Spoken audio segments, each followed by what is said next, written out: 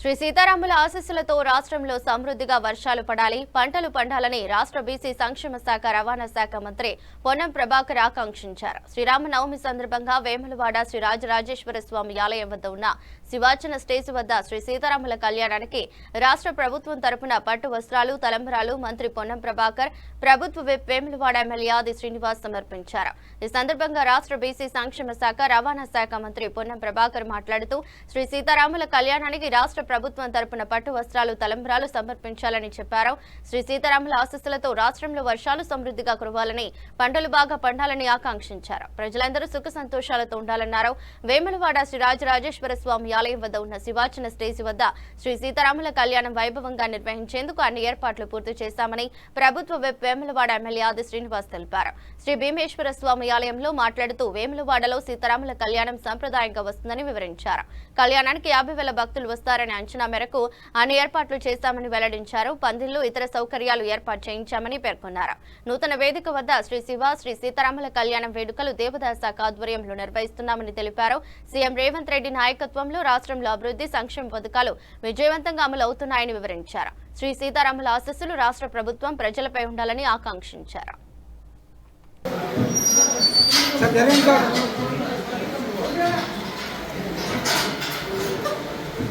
రామచంద్ర స్వామి కళ్యాణ మహోత్సవ వేళ దక్షిణ కాశీగా పేరుగాంచిన వేములవాడ రాజన్న సన్నిధిలో ప్రతి ఏటా కూడా అంగరంగ వైభవంగా కళ్యాణ మహోత్సవాన్ని ఈ రాష్ట్ర ప్రభుత్వము, రాష్ట్ర దేవాదాయ శాఖ ద్వారా వేములవాడలో జరపడం మన సనాతన సాంప్రదాయాన్ని, ఆ సీతారామచంద్ర స్వాముల్ని ఆదర్శమూర్తులుగా, ఆదర్శ దంపతులుగా మనం వారి దీవెనలు తీసుకుని ముందుకు పోతున్న క్రమంలో ఉమ్మడి ఆంధ్రప్రదేశ్లో, ప్రస్తుతం తెలంగాణలో భద్రాచలంలో ఏ విధంగా అయితే భక్తుల విశ్వాసానికి అనుగుణంగా పెద్ద ఎత్తున కళ్యాణోత్సవం జరుగుతుందో అదేవిధంగా సుమారు 40,000 పైచిలకు 50,000 వరకు కూడా వచ్చేటువంటి భక్తుల మధ్యలో వేములవాడ రాజన్న సన్నిధిలో ఇక్కడ భీమేశ్వర స్వామి ఆలయంలో కూడా ఈరోజు ప్రత్యేకంగా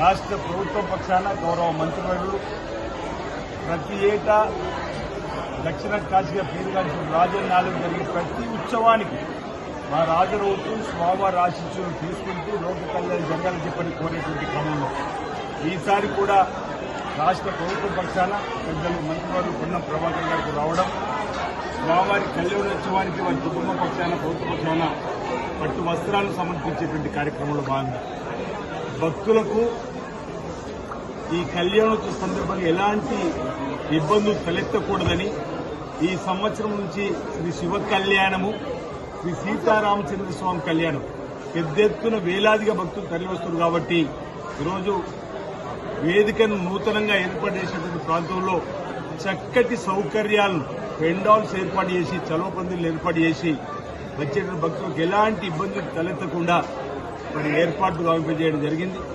ఆ హరిహర క్షేత్రంగా భావించబడేటువంటి వేములవాడలో శ్రీ సీతారామచంద్ర స్వామి కళ్యాణోత్సవానికి అన్ని ఏర్పాట్లు పూర్తయినాయి. కాసేపట్లో స్వామివారి కళ్యాణోత్సవం అంగరంగ వైభవంగా జరిగే క్రమంలో లోక కళ్యాణం జరగాలని ఈ కళ్యాణ మహోత్సవం సందర్భంగా ఈరోజు శ్రీరామనవమి పర్వదిన సందర్భంగా అందరికీ శుభాకాంక్షలు తెలియజేస్తూ ఈ కళ్యాణోత్సవం వేళ తెలంగాణ రాష్ట్ర ప్రభుత్వానికి చక్కటి దీవెనలు అంది గౌరవ ముఖ్యమంత్రి శ్రీ రేవంత్ రెడ్డి గారి నాయకత్వంలో ఎలాంటి ఆటంకాలు రాకుండా ఓవైపు సంక్షేమం, మరోవైపు అభివృద్ధి నిరాటంగా కొనసాగాలని చెప్పని ఆ సీతారామచంద్ర స్వామిని భీమేశ్వర స్వామి ఆలయం సన్నిధిలో శ్రీ రాజరాజస్వామి దక్షిణ కాశీ పేర్లంటి సన్నిధి నుంచి వేడుకుంటూ సకాలంలో చక్కటి వర్షాలు బ్రహ్మాండంగా కురిసి పాడి పంటలు బ్రహ్మాండంగా పండి రైతు వర్గంతో పాటు అన్ని వర్గాల ప్రజలు సుఖమయ జీవితంతో, ఆనంద జీవితంతో, అష్టవితో, ఆయుర్వేదంతో ముందుకు సాగాలని చెప్పిన సందర్భంగా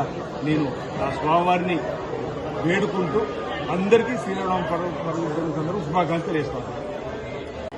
అందరికీ శ్రీరామనవమి శుభాకాంక్షలు.